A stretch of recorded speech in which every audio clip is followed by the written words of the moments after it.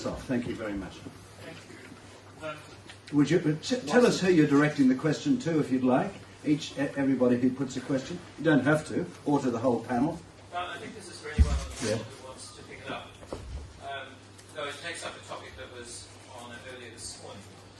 And I think it was suggested at one stage that laughter or mirth was a cause of joy or disposed us to joy. I wanted to ask, do you think that perhaps it is also the other way, and that is that joy, being a fruit of the Holy Spirit, can find its expression in various things, including laughter. Amen. But then also, I'd be interested in the panel's views about this question. It would seem that laughter, like many other gifts, can be abused or misused or contorted. And therefore we may sometimes find our laughter as a fruit of joy, but sometimes it can be something cruel. And sometimes we are perhaps so damaged that we're not quite sure whether our laughter is innocent or cruel. Well, wow, that's a poser. I'm glad I'm not on the panel. Who would like to deal with that one first? I'll just offer some crumbs and then pass to someone else rather than try to give a complete answer. I agree with you that joy is a gift of the Holy Spirit, or a gift of God. And I also agree that laughter can be an expression of that, particularly as you grow in your faith. And I think that will also develop your joy. I think because we're fallen, we do confuse cruel humour and what I would say is wholesome humour. And I think when we're fallen, there's usually we denigrate the image of God in another person. And that's often how the malicious humour is expressed. When we don't honour the dignity of another person and denigrate them, that's an expression of humour that is fallen humour. So I think that's how I would start to answer that question. Yeah. That was beautifully answered, Gary, I thought. Anybody else on the panel like to have a crack at that one? Are you content then, Anthony, with that? Right, thank you very much. Now, next, please. Yes. Just a generally broad question to Karl on the Marx Brothers. I found that when I was a small child, I liked the Marx Brothers movies because of that visual slapstick stuff. Lost interest as a teenager, then came back to them later, where I was attracted by what could be said to be the verbal humour, which a lot of it was written by George S. Kaufman. A lot of it was actually improvised on stage, on the sound stage, when they decided to actually depart from his scripts. So they have that unique combination of visual humour, verbal humour. And to me, nobody matches them. Is there anyone, in your opinion, who might come close? Yeah, I think they are sui generis for the reasons that you mentioned, and even though a lot of it turned out to be accidental, I think, like I mentioned Chico Marx and his Italian accent, it wasn't as if this was something contrived for the stage. It was something that came out of the neighbourhood in which they grew up.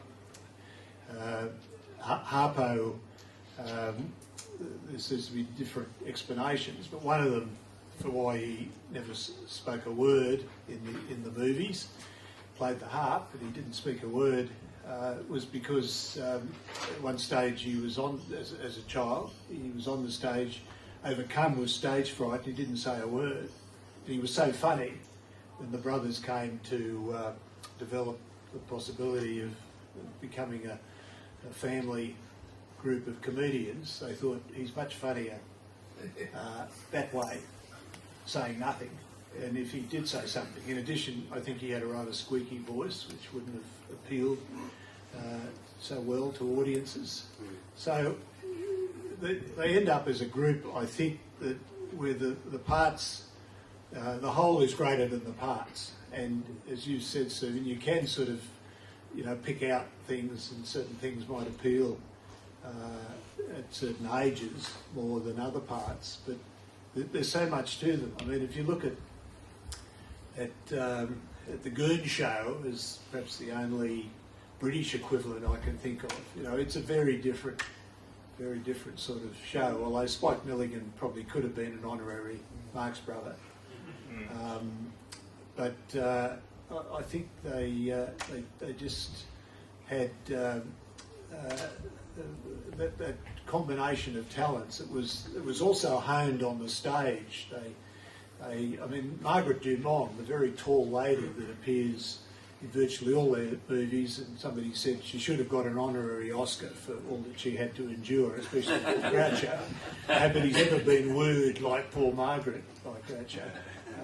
But the first time she appeared was on stage with them, and she's waiting in the wings with the script, working out where she should come on, and she had that. And by the time they got to that part, they'd abandoned the script and were making it up. The only prop on the stage was a sofa. And eventually, Margaret Dumont concluded, I'll never get into this play if I don't walk on now.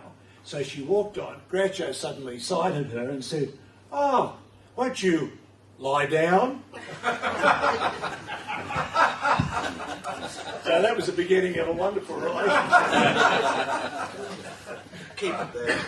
Can I just add, to give another example, Woody Allen's 3 early movies, Bananas, about a bumbling socialist revolutionary, Take the Money and Run, about a bumbling bank robber, and Sleeper, about a man who goes in to get some plastic surgery and wakes up a couple of hundred years later in a really bizarre future.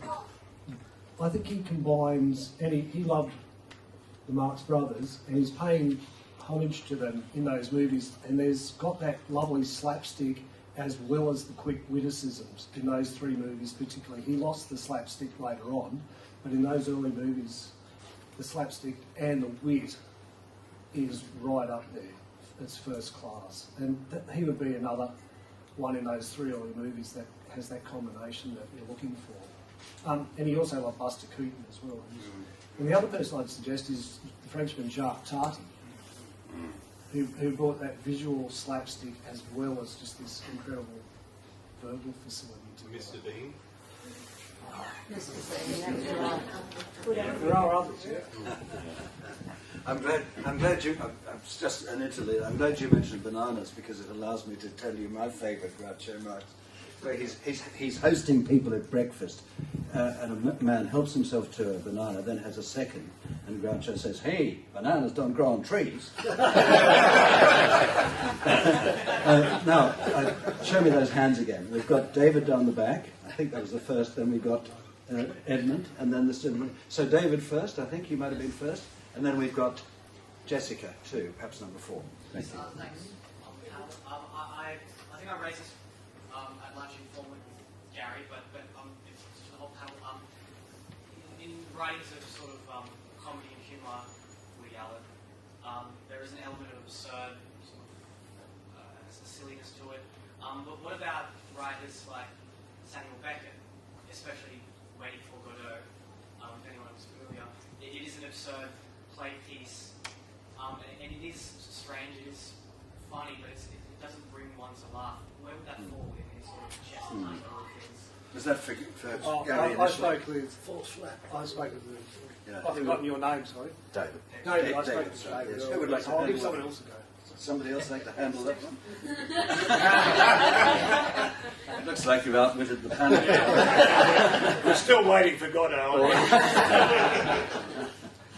Now, Edmund, would you like to go next? Yeah.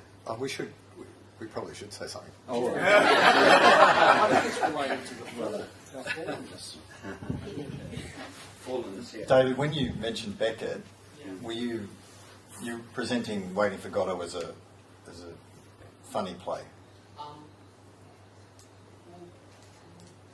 It's a strange play, like it's odd, and it has some humour in it, but it doesn't seem to sort of... Well, it's nihilistic, isn't it? Mm. Yeah. But this is the thing, because Woody Allen's a nihilist as well. Yeah, this is the thing, yeah. So why is it funny when Woody Allen... I mean, it is funny. Woody Allen is funny. Say, Waiting for Godot didn't do anything for me. No, it's not played as funny, but they're both actually expressing a common, a shared worldview, I think. They're both nihilists, but one is Yeah. Well, I think Woody Allen. Gary's going to defend Woody Allen again. Yeah. He'll make to do a lot. I shouldn't say. Well, Woody Allen he's a confirmed atheist and nihilist, and in a recent interview he basically says religion is flim-flam and a false hope. So there's no two ways about that. But that doesn't come across in his films to the same extent. There is always some hope and always a qualified sense that maybe this is right. One of his jokes was, about a man who's going to kill himself, and then thinks, well, wait a minute, that's a pretty drastic step. What if I go to Lord's first? And maybe it's true. So I think that he doesn't believe it, but he's not quite prepared to say that it's absolutely true and he's sure it's false. And I think that little element of hope is where Woody Allen would be different to Samuel Beckett or lots of the contemporary people. Yeah, I don't know if that adds to anything, David. So, would you say that Woody Allen is a soft nihilist and Beck is a hard nihilist? What was the question? Is he a soft nihilist nihilist? or a hard nihilist? I'd say he's not a dogmatic. I'd say he's not a dogmatic nihilist. If you want to call it a soft one, maybe. There's enough of his Jewishness that comes through there that says there's some value to this because it gives meaning and purpose, and I shouldn't degrade it completely. That's good. So we've got Edmund, and I think, is it Marcus? I can't, yes, and then Jessica. And then we'll come back to you later. Right, so Edmund, please. Maybe just Oh, very sorry. quickly. No, sorry. I just mentioned one of Frank Muir's lines one time was, at the end of his life, he confessed he was a lapsed agnostic. He said, "My doubts have begun to waver." So maybe that's the sort of condition that Woody finds himself in, but Beckett has moved beyond. So you keep Edmund, yes. The question I have is, a wisecrack makes people laugh, but is not necessarily humorous. It's so generating laughter is not necessarily a sign of humour. Do you think it's possible to get the humour and wisdom of Chesterton or Bellop or those sorts of people into a 128 character tweet? And it's a serious question. Or do we simply have to re-educate an entire society that everything can't be said in 128 characters? Can we make any progress in the short bit? What do you think some of Flannery O'Connor's epigrams there? Really fun, aren't they? And they're very short. I mean, if one looks at Chesterton, obviously there's lots of his statements that would easily fit 120 characters. But then the paradoxical thrust of them would normally require a much bigger explanation. But in terms of shock therapy, Chesterton's aphorisms that are innumerable could serve on a Twitter, I would suppose. But it's a very good question, Edmund, in the sense of our capacity to absorb anything and reflect on it at any length is increasingly difficult, really, in terms of attention span and so on. So, but at least Chesterton would qualify. You think of very laborious explanations in all sorts of other good authors, but no punchline. Chesterton's got loads of punchlines, really. Keep the past themselves. Happy with that one? So Marcus, please, would you like to go next? Yeah. Historical question for Karl. When you played that clip of Chesterton in Canada, I had never made the connection before that he may have met Stephen Leacock, who is probably Canada's most well-known humorist. And every year, for 60 years, there's a Leacock medal given to Canada's best humorist. So I'm just wondering, was there any correspondence or meeting between the two that you're aware of? Yes, good question, Marcus. I'm not aware. I've never heard that there was. I think one of the striking things about Chesterton posthumously, 80 years now plus, is how international a figure he has become while being quintessentially an Englishman. Now, while he travelled to Europe a bit, to Ireland, to Canada, the United States, he never came to Australia. He didn't visit Asia. He did visit the Middle East, or at least Jerusalem. Never went to Africa. And yet one of the things I think I tried to highlight it in one of those little pieces in The Defendant that I called the Global Chesterton, that he has a remarkable worldwide following. I had occasion a few years ago when the present Pope was the Cardinal Archbishop of Buenos Aires. It was a Chesterton Conference there in Buenos Aires that I was asked to participate in. And I spoke to an audience of 500 people, just from Argentina, some of them from other cities, and had to speak. I spoke in English, but it had been translated, so most of the people were listening to it in Spanish, so all the puns fell flat. Just fell flat. But nonetheless, it was in Argentina that the cause for Chesterton's canonisation emerged. It didn't emerge from England. It's now been passed over to England, to the diocese where he lived in Beaconsfield, just between London and Oxford. But so in many ways he was in no way a cosmopolitan figure, but has become one. And he didn't like Australia. An earlier paper I had occasion to give at the Chesterton Conference looked at his very negative view of Australia, and yet it's arguable that he had more impact, particularly in terms of applying distributist social philosophy in this country than he had in any other. So it's quite possible that he wouldn't have known Stephen Leacock and never met him, but it would have been nice if he had. Yeah. Any more from the panel on that particular question? So, right, so thank you. So Jessica, I think you were next. Thank you. This is to everyone, but many of you use the quote that only man can be absurd, only man can be dignified, that our ability to laugh and be humorous rests in our dignity as sons and daughters of God, or as being made in the image and likeness of God. And someone mentioned that that animals, when given human qualities, can be funny, in cartoons or Disney films and whatnot. So in our modern culture, your postmodern culture, when the dignity of man is largely ignored, and we treat each other and ourselves as beasts in a lot of ways, how does that affect our humour, but also not just our humour, but our expression of art and literature, and can human dignity be, I suppose, restored in these ways when it's being so denigrated?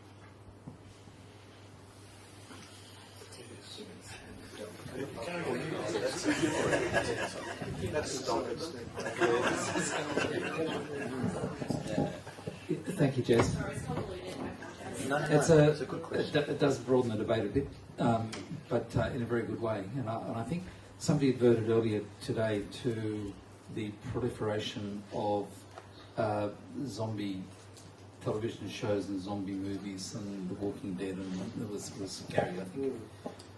And to me, I think this is a very significant development, because what it is showing, or it is promoting a view of the human being as something without a spirit and without lightness and without humour, and even a thing which is, in a very real sense, so far as the life of the spirit is concerned, something dead, and which obviously is a very serious development for our popular culture, and therefore what people are thinking about on a daily basis, not just what they're looking at on TV. It's the very reverse of the kind of attitude that Chesterton had, particularly I'm talking today about Belloc, but this marks Chesterton very much, was his sense of the ridiculous and even the sense of the cosmic ridiculousness, and the fact that God had such a good humour, a good sense of humour that he made us. And, it's I do.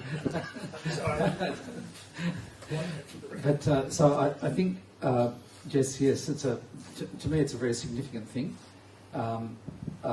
Recovering a sense of lightness and a sense of humour is an essential part of recovering a sense of our own humanity, and then going from our humanity to our share in the divinity as well.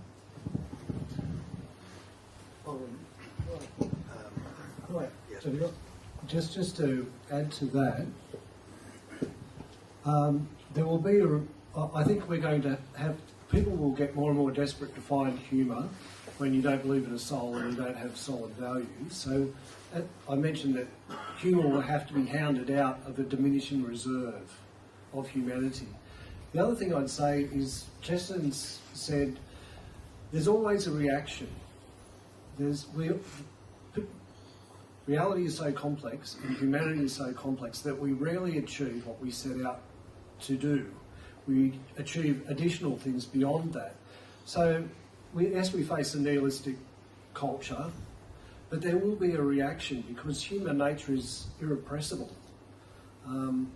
Kierkegaard said, Blaise Pascal said, despite all the things that grasp us by the throat, we have that instinct that will not lie down. And I think there's hope there. And this nihilism that we're facing at the moment, it's a fad. Let's just keep a long-term view. It's not going to persist. It will fall apart, and it might fall apart, and we'll suffer as part of that falling apart, and that will be our ministry and our witness. But keep a long-term view. It's a fad that will not last. And there will be a reaction as well from the irrepressible human spirit. That's what I would say. Yeah. Terrific, yes. Now, there was a gentleman at the back, and then Peter, I think, and then here. How about that? So first, 1, 2, 3. To stand up. This is addressed to all of the panel if they wish to comment. I was thinking of Geoffrey Atherton and his great writings, Mother and Son. The orange scene at the cemetery where Maggie Bear wants the oranges and put in the grave. And also, he was a writer. He was an architect, by the way. He went to university and a graduate. And he also wrote Walking on the Eggshells. And something else that, with comedy, one that I think about is the Chasers. When President Bush came out, and they had insecurity with the Canadian flag and the police beckoned them on. I would so funny. I've been trying to get hold of that DVD, but that's another question. But don't you think we have our own? Well, I'm using the word Indigenous being Australian born. That's in that sense not Aboriginal, but our own comedy. I was going to say comedy company, but that was something in the 80s. I wasn't meaning that, but I mean, don't you think that we have our own comedy people here? Maybe it's taken Chesterton, maybe influenced them indirectly.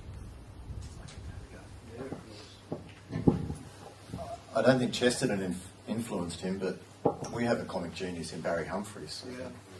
I think someone mentioned him, Gary did, and Clive James, I think, too. Yes. Who else? I think the guys from the Working Dog film group that've done The Castle and Utopia. Yes. Utopia. John Clark was a Fred Dagg carry. He was a New Zealander. But I'd say the Working Dog folk, Rob Stick, and his company, occasionally they put together there's great movies. They're humble, they're witty, there's a good heart to them. I'd nominate them. Certainly Barry Humphries, I think, he's a world-class comedian. No two ways about it. And so is Clive James. World-class comedians. So, there's three groups that... And now, thank you. That's happy with that one. Watch Sir Les Patterson with Michael. Oh, on YouTube. After Peter, the gentleman here, sorry, I don't know. To go to Gary, I think, or to anybody. You mentioned earlier that in this nihilistic age or time that many of the current crop want to divest themselves from dignity. They want to become as undignified as possible, and they seem to want to outdo each other in this respect. And it seems that a lot of the current crop of female comics have jumped on this bandwagon and, as you say, stripped themselves deliberately of their dignity to a degree where they seem to be, it seems to me, they can't be less funny. But they seem to want to outdo themselves, or the comedians that get up, particularly the female ones of the newer variety, and lace their commentaries with four-letter words, which don't seem to me to be, as such, especially funny, but they persist and they seem to try to outdo each other. Is that, I mean, you did mention it earlier, it's a manifestation of the lack of dignity as opposed to your group of female comics who use their own dignity to further their humour. So would you like to comment on that any further? It was just, it seemed like it hadn't occurred to me in that sense until you mentioned it. I don't really think I can add anything off the top of my head to what I presented in the paper, except to say that I think it's, as political correctness is added to that denigration of human worth, it's going to get worse and more. There'll be more that will disturb us and distress us. It'll be a race to the bottom, but it'll be a very narrow bottom because it'll be a politically correct bottom. But again, I'd say the human spirit and the human sense, there'll be a reaction.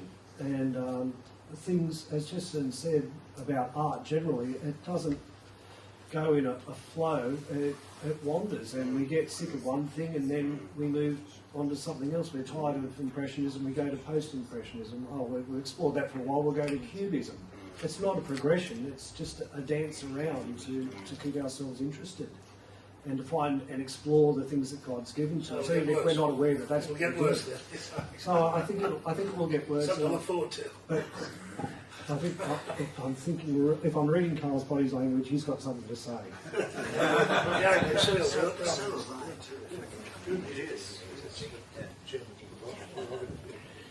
Yeah, it's. I think we're in that phase now where our culture simply hasn't come to grips with the full ramifications of a loss of belief.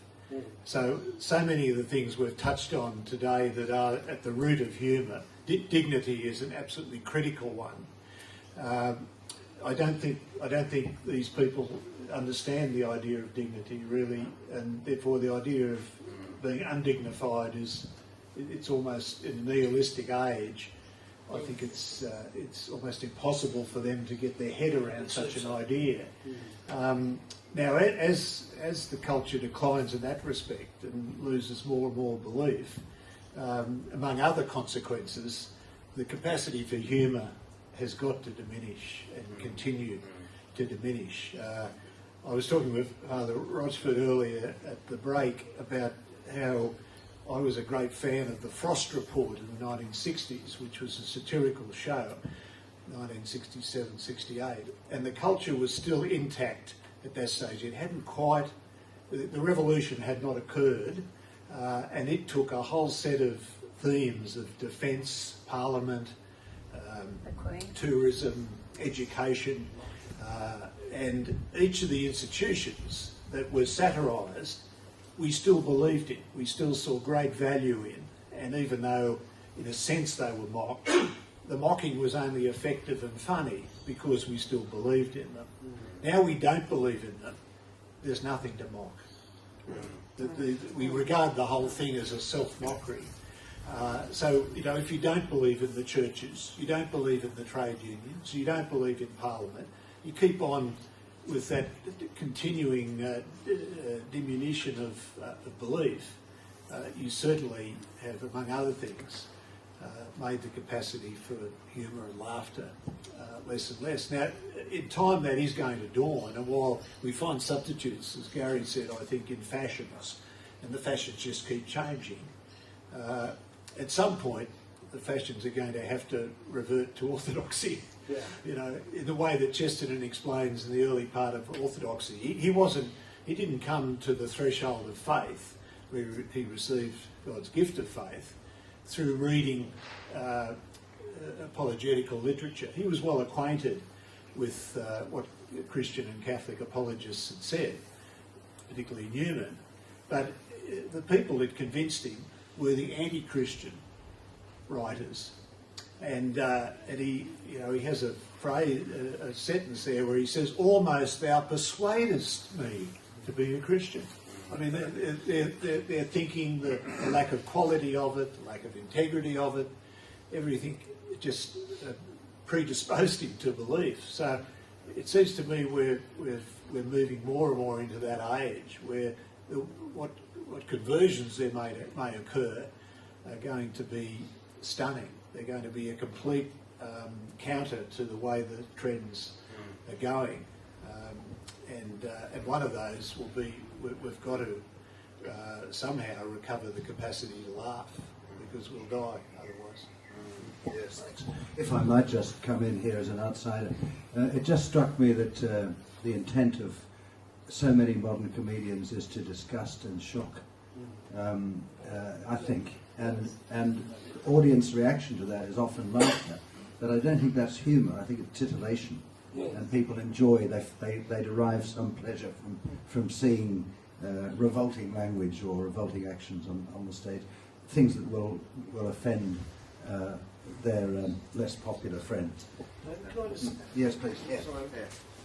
And then we've got one thought for a potential, for one of the reactions to the nihilism that may come, and I think this is a role for Christians, Christian comics, Christian writers, Christian filmmakers, Christian dramatists. Jesus said the leaven, the particular characteristic that's pervasive of the Pharisees is hypocrisy.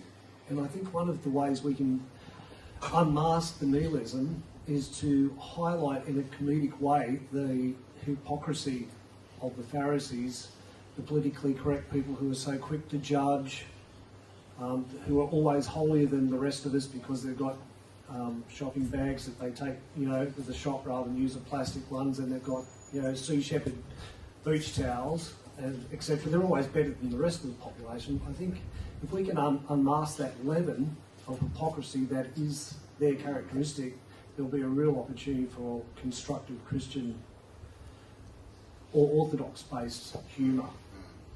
I think we can strike back rather than just suck it up. Yes, good. Now there was this. I think Professor Williams. Yes, please. Yeah. I'd like to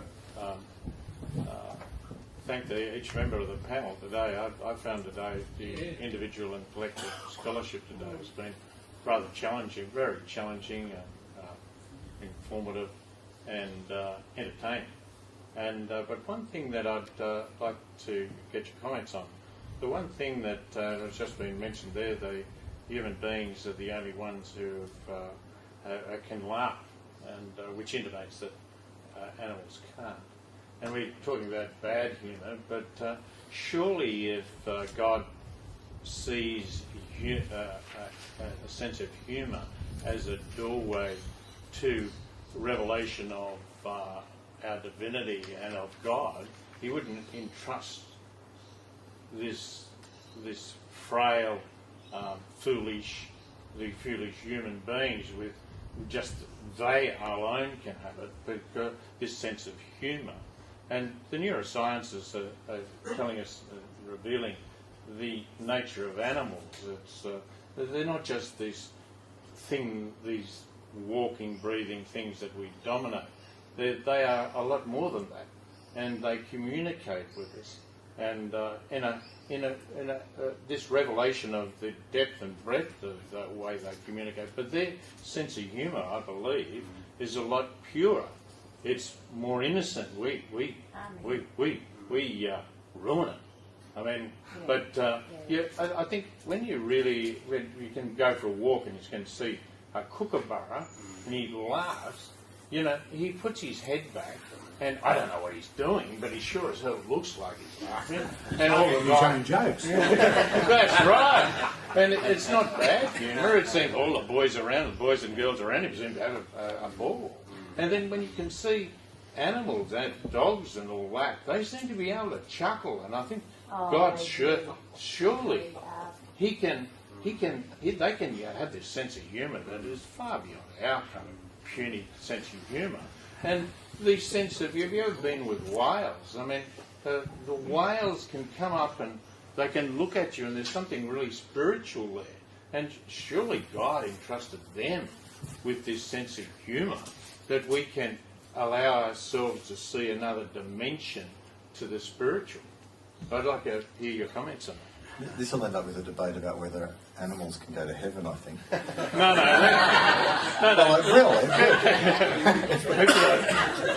All that love isn't wasted. There's a wonderful Certainly need kookaburras in heaven. Yeah. I wouldn't be unhappy to discover that animals laugh.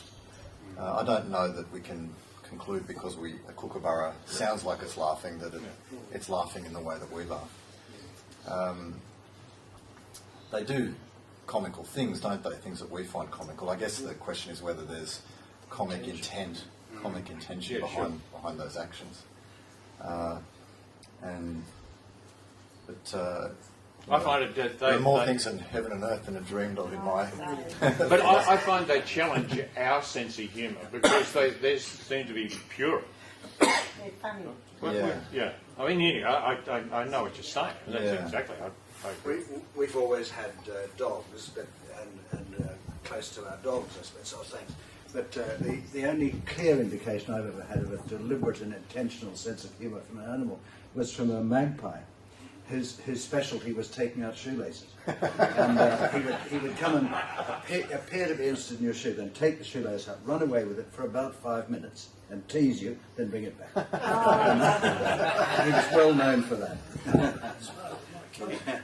He didn't have, like Imelda Marcos, a lot of shoes.